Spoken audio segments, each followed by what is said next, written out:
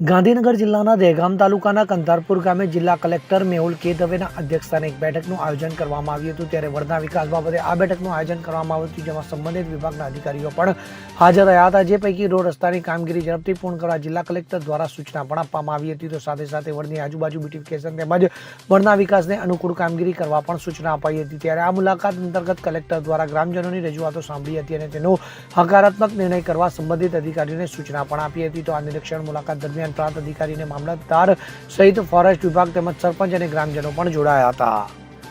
Bureau report CN24 news. હવે જુઓ દેશ દુનિયાની તમામ ખબરો તમારી આંગળીના ટેરવે। ઉઠાવો મોબાઈલ અને Google Play Store પરથી ડાઉનલોડ કરો અમારી CN24 ન્યૂઝ મોબાઈલ એપ।